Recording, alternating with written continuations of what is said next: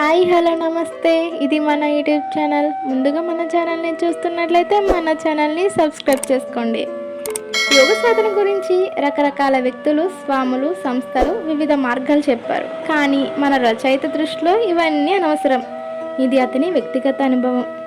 విద్యార్థులకి, యువతలకి ఉపయోగపడుతుంది. ఎక్కడికి వెళ్ళనవసరం లేదు, ఎవరి బోధలు అవసరం లేదు. పావుగంట, కేవలం పావుగంట పొద్దున్న నిద్ర లేవగానే అలాగే పక్క మీద ఉండిపోండి.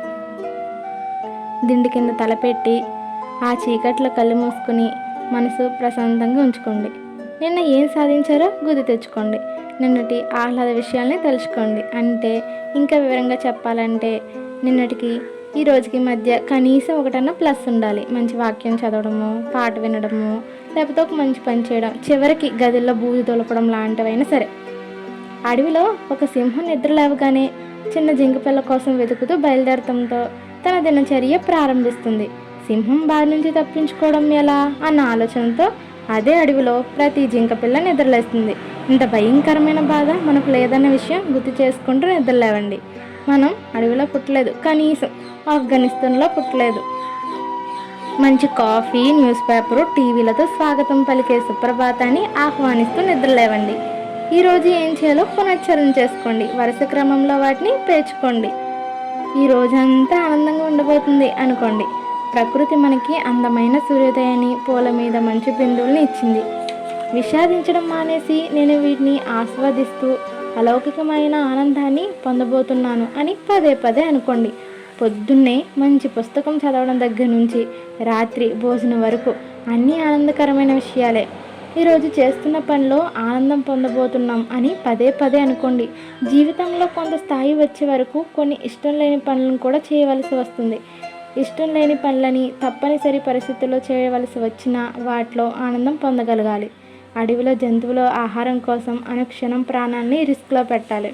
వాటితో పోల్చుకుంటే మనం ఎంత అదృష్టవంతులమో తెలుసుకోండి. ఈ పోలిక మనసుకి ఎంతో సంతోషాన్ని ఇస్తుంది. బాధతో విలవిలాడే క్యాన్సర్ పేషెంట్లు, అర్ధరాత్రి పేమెంట్ల మీద చలికి వణుకుతూ ముడుచుకుని నిద్రించే కుర్రాల్ని తెలుసుకోండి. అన్ని కష్టాలు మీకు ఇవ్వనందుకు ప్రకృతికి పొద్దున్నే మనసులో నమస్కరించండి.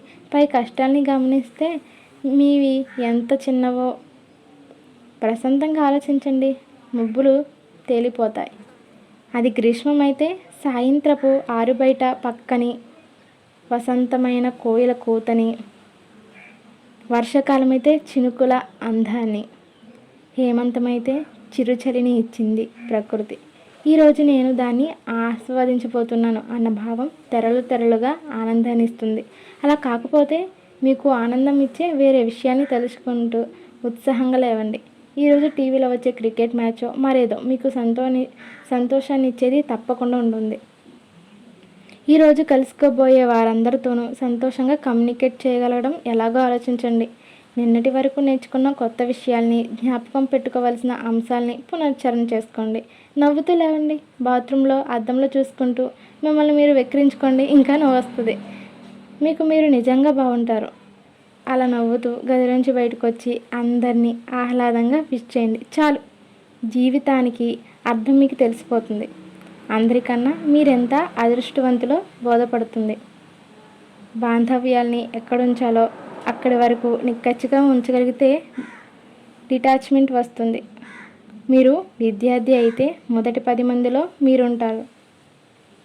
ఈ వీడియో మీకు నచ్చినట్లయితే సబ్స్క్రైబ్ చేసుకోండి. Thank you.